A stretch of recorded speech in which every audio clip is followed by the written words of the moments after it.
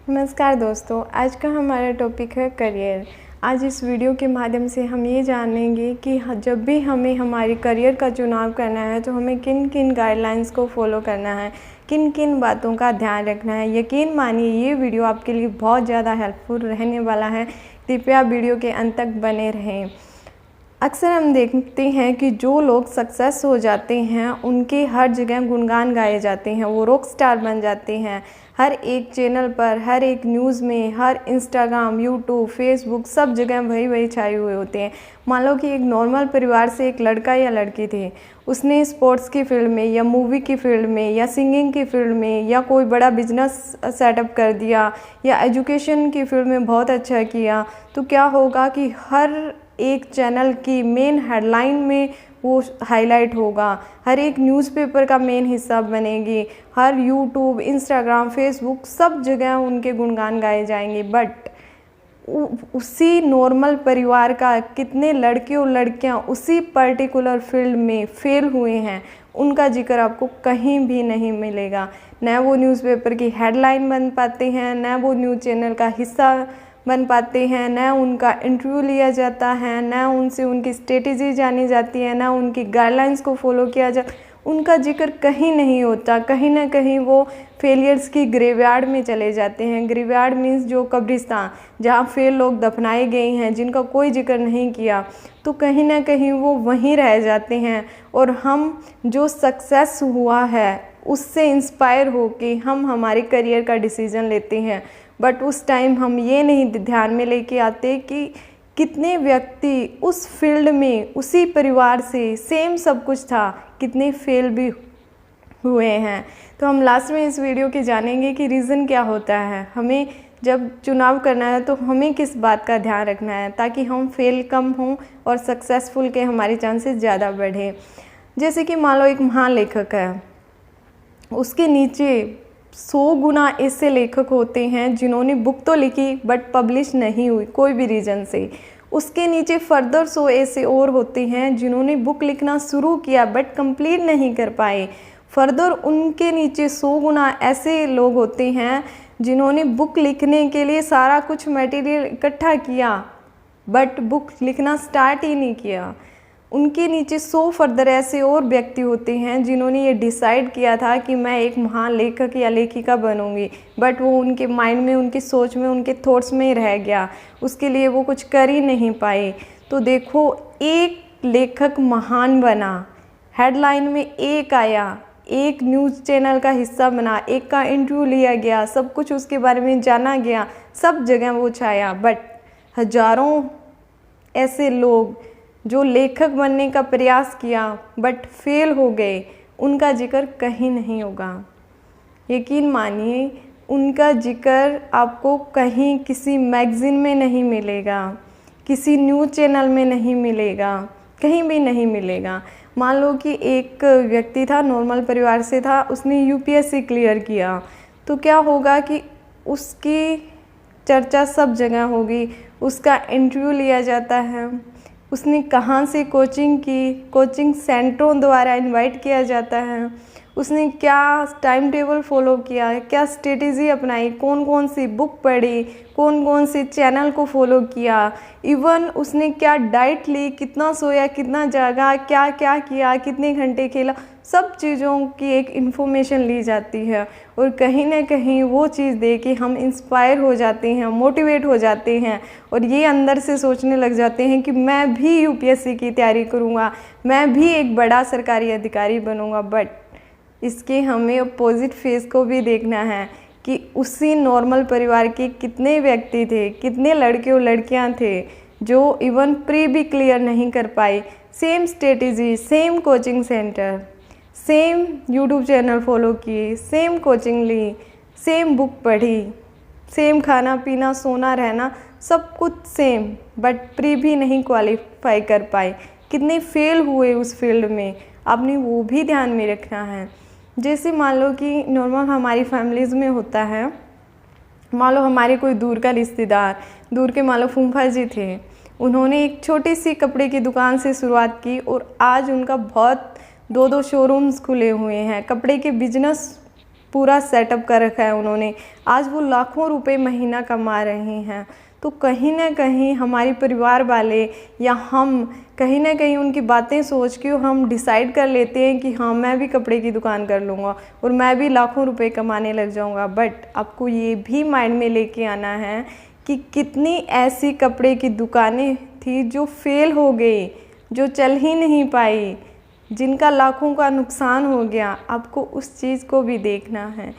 जब भी आपको करियर का चुनाव करना है अपने, तो आपको सबसे पहले ये देखना है कि मेरी क्षमता कितनी है, क्या मेरा उस लेवल का आईक्यू है, क्या मैं उतना टाइम दे पाऊँगा, क्या मेरे पेरेंट्स उतने रुपए इन्वेस्ट कर पाएंगे, क्या मैं जो उसने किया वो सब कुछ कर पाऊँगा, क्या मैं उतना फिज़िकल वर्क कर पाऊँगा, क्या मैं उतनी ट्रैवलिंग करनी पड़ी तो कर पाऊँगा।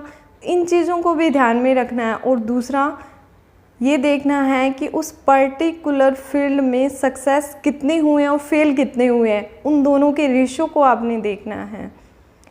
ये लोग उस फील्ड में सक्सेस हुए हैं तो ये लोग उस फील्ड में फेल भी हुए हैं, इन दोनों का रेशो भी देख है आपने। जब भी आप किसी पर्टिकुलर फील्ड में अपने करियर का चुनाव करो तो ये चीज़ें आपको ध्यान में होनी चाहिए। जैसे क्या होता है कि एक काफ़ी टाइम पहले राकेश झुनझुनवाले काफ़ी फेमस हुए थे न्यूज़ में, न्यूज़ चैनल पर, हर जगह। तो मेन हेडलाइन क्या बनी थी कि राकेश झुनझुनवाला 5,000 रुपये की शुरुआत की और आज 45 करोड़ की संपत्ति के मालिक हैं। 5,000 की शुरुआत से 45 करोड़, क्या सब 5,000 रुपये इन्वेस्ट करके शेयर मार्केट में या कहीं भी उन्होंने जो डिजिटल बिजनेस किया, क्या सब कर पाएंगे? जैसे कि जीरो सम गेम होता है, उसमें कई लाखों रुपए, करोड़ों की संपत्ति बना पाते हैं, पर कितने लोग फेल हो जाते हैं, कितने लोगों का पतन हो जाता है, वो तो हमें कहीं नहीं दिखाया जाता। तो हमें खुद ये देखना है कि कोई भी पर्टिकुलर आप बिजनेस कर रहे हो, कोई भी एग्ज़ाम की तैयारी कर रहे हो, अपनी क्षमता के अनुसार चुनिए। पहले सबसे मेन यही बात है, अपना आईक्यू लेवल देखें, आपकी क्या कैपेबिलिटी है, क्या आपकी फैमिली की स्ट्रेंथ है, क्या आपकी फाइनेंशियल स्ट्रेंथ है, उन सब को आपने देखना है और फिर डिसाइड करना है कि कितने लोग उसमें सक्सेस हुए हैं तो कितने फेल भी हुए हैं, कितने उस ग्रेवयार्ड में चले गए हैं जहाँ फेल लोगों को दफनाया गया है, वो आपने खुद ने देखना है। क्यों? क्योंकि वो किसी न्यूज़ चैनल में उनका जिक्र नहीं होता, कोई भी आपको सोशल मीडिया में उनका जिक्र नहीं मिलेगा, उनका जिक्र ना तो इंस्टाग्राम में मिलेगा, ना फेसबुक पेज पे होगा, ना आपके यूट्यूब पे मिलेगा, कहीं भी नहीं मिलेगा। खुद ही आपने ऑब्ज़र्व करना है, खुद ही उस ग्रेवयार्ड को आपने खोदना है जहाँ फेल लोग दफनाए गए हैं। तो एक जब एग्ज़ाम्पल और देती हूँ आपको, बहुत अच्छा एग्ज़ाम्पल है। जैसे सेकेंड वर्ल्ड वार हुआ था तो उसमें ब्रिटिश के एरोप्लेन थे जो दुश्मन देशों के ऊपर गोले दाग किया रहा था। तो उन्होंने वहाँ के स्टाफ ने ऑब्ज़र्व किया कि जो एरोप्लेन्स वापस आ रहे हैं तो उनके विंग्स और उनके टेल में काफ़ी होल हो चुके थे। तो वहाँ के स्टाफ ने ऑब्ज़र्व करके डिसाइड किया कि हम इनके विंग्स और टेल जो पीछे वाला हिस्सा, विंग्स जो साइडों वाले जो उसे उड़ान भरने में हेल्प करते हैं, कहते कि उस एरिया को हम स्ट्रॉन्ग कर देते हैं ताकि बुलेट उन पे गोली ना दाग पाए और वो हिस्सा डैमेज ना हो। बट वहाँ की एक मैथमेटिशियन थे, उन्होंने ऑब्ज़र्व किया कि आप सोचो, आपको जो ये विंग्स और टेल में होल हुए हैं ये हाईलाइट हो रहे हैं और आप इनको देखकर डिसीजन ले रहे हो। अब उस पार्ट को भी ऑब्ज़र्व करो जो हाईलाइट नहीं हुआ है, यानी इंजन और नोज़ पे जो बुलेट लगे हैं, जिन एरोप्लेन्स के इंजन पे और जिनके नोज़ पे बुलेट लगे हैं वो वहीं मर गए, वो वहीं डिस्पोज हो चुके हैं, वो एरोप्लेन ख़त्म हो चुके हैं। इसलिए आपने विंग्स और टेल को स्ट्रॉन्ग नहीं करना है, क्योंकि जिनके विंग्स और टेल पे लगे बुलेट वो तो वापस आ रहे हैं ना, वो तो हमें दिख रहे हैं, वो तो वापस आ गए। बट उनको भी देखना है आपने कि इंजन पे और नोज़ पे लगे हैं बुलेट, वो तो वहीं ख़त्म हो गए। तो हमें इंजन और नोज़ वाले पार्ट को स्ट्रॉन्ग करना है, न कि विंग्स और टेल वाले को। तो ये था एक छोटा सा एग्जाम्पल। इससे कंक्लूज़न क्या निकलता है कि हम हमारी लाइफ में भी ऐसे ही करते हैं। क्यों? क्योंकि जो चीज़ें हाईलाइट होती हैं वो हमारे माइंड में घूमती रहती है कि हाँ उस फील्ड में वो वहाँ तक पहुँच गया, वो वहाँ तक पहुँच गया, वो एक रिक्शा वाले का लड़का था, वो एक सब्जी बेचने वाले का लड़का था, वो एक काम करने वाली बाई की लड़की थी, वो यहाँ पहुँच गई, वो उसने ऐसे कर लिया, उसने इतने रुपए इन्वेस्टमेंट किए और इतना सा करोड़ों का बिजनेस सेटअप कर रखा है। बट उनको भी देखो आप कि कितने लोग का उस पर्टिकुलर फील्ड में पतन हुआ है, कितने लोगों के लाखों करोड़ों रुपए बर्बाद हुए हैं। तो वीडियो के अंत में मैं आपसे यही कहूँगी कि जब भी आपने अपने करियर का चुनाव करना है तो आपने 2 बातों का ध्यान रखना है। पहला, खुद की क्षमताओं को देखो, खुद के IQ लेवल को देखो। क्या आपके मम्मी पापा उतना सपोर्ट कर पाएंगे? क्या आपके पेरेंट्स उतने रुपए इन्वेस्ट कर पाएंगे? क्या आपका इतना पोटेंशियल है कि आप उतना वर्क कर पाओ, मेंटल है या फिज़िकल है कोई भी?